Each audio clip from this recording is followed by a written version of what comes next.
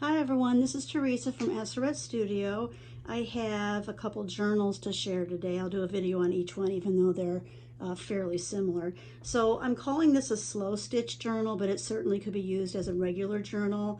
You could add several more signatures of paper if you'd like, or even a little bit more fabric pages. But really, truly, you could use it for mixed media journal, for a slow stitch, a regular journal.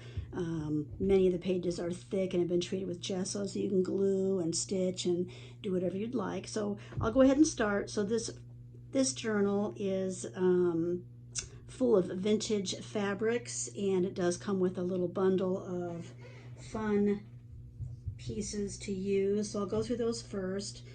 These are some vintage yo-yos that kind of mimic the colors that are in the pages. So there's 4 of those. And then you get a tie. You could use it as a tie, or you could just simply cut it apart and use it on the pages if you'd like. You get some old buttons. And then you also will receive several pieces of vintage needlework. This is a piece of cotton that has an old stamped design that someone would have stitched up. And so there's that. You also receive a piece of embroidery. I can see you cutting this into sections and creating some pockets on the pages, or cutting little sections of that and stitching around using on some of the pages. So there's a nice chunk there. A piece of cross stitch from an old tablecloth that I ended up having to cut apart because of the staining, but this would be cute as a page flip or even a pocket. Then you've got a piece of a vintage, I'm not real sure what this was. I think it was a table scarf or something. A little bit there, and some nice crocheted trim. It's another piece. It's very fine, and it's got some little flowers on it, and the pink and white crochet on the edges. And a very nice piece of linen that I got in Springfield, Ohio at their big spring extravaganza. And it's just precious. I love it. It's very old. I'm going to say it's probably very early 1900s. And it's got the remnants of a stamped on design. And then a piece from a bag of, what's that called? I'm going to forget. It's a quilt piece, and I believe these were going to be part of a wedding ring quilt design. So, and you can tell that it's all hand done, so you can cut pieces out of that, create pockets and whatnot. And then the last piece is a beautiful blue and green piece with a little bit of lace that is from a vintage sheet top, that part that is at the very top. And I can see 2 pockets, maybe even 3 skinny pockets, whatever you'd like to do. So those will come with the journal. So let's go ahead and begin flipping through real quick.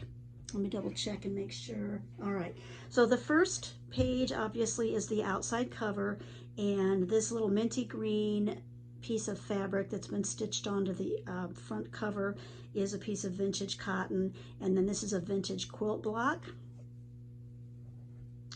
And then the first page on the inside cover is an old hanky that I've stitched on. There are 2 sections that have been stitched, so it's on there pretty well. And then we have a section that I think I made it 36 inches long, but it's a piece of utility cloth, and the outside has been gessoed, so you can paint, apply things to that. Vintage tablecloth with a nice little pocket. This is from a vintage curtain. I actually found a blue one, a blue one, and then a green one, and I used the blue in these slow stitch journals. And the inside of this has a backing, so if you do want to paint or glue, it won't come through. And then this is a vintage sheet. This is another piece from Springfield, the big antique show that I go to every year, and it's a piece of, it's like an olive sagey green linen, and it has a stamped stitchery design on it. It's really pretty, and most of the pages I've stitched around the outside so they'll stay secure, and it gives a little more stability. And then look at this. I was so happy when I found this sheet. I do collect vintage sheets. I have some in my shop on sale right now, and these colors are just fabulous. It's so soft and pretty.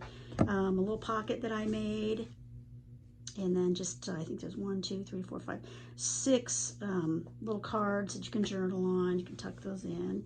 And then this is a page that has been gessoed, and then I went ahead and wiped and pressed most of that gesso off, added a ruffle. You could add glue to this page, you can paint on it, whatever you'd like. Slow stitch, add old photos, quilt page, and I've made that into 2 big pockets, you'll see when I flip through. And so this is just a little notebook that I've jazzed up with some yo-yo and some quotes and some old Golden Guidebook photos. And then the inside has a variety of paper, ledger paper, it's tea-dyed, graph, children's writing paper.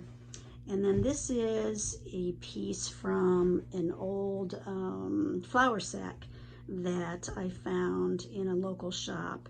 So I went ahead and cut pieces. The pink, I'm not sure where that came from. I don't know if it just faded from something that was on there over time, but I went ahead and took this piece before I made a page, and I dipped it in watered down Mod Podge, wrung it out, and then let it dry in the sun, and then I pressed it. So it's not stiff, but it's not floppy. It's a nice texture, and it has a little bit of stiffness to it. But I believe you could probably get away with painting or writing using your markers on that. Definitely put something on the other side just in case it does come through. A little tiny page there, more of that utility cloth that I added in, and once again, most of the pages have been stitched to stop any fraying. And I mixed green paint, I think it was like an apple green paint with gesso to create this page, and you certainly can have fun throwing on your own inks and things. And then a piece from one of my vintage quilts that I have, and it's been stitched around the edges to stop it from fraying. And we'll flip through the rest. It's very similar, obviously.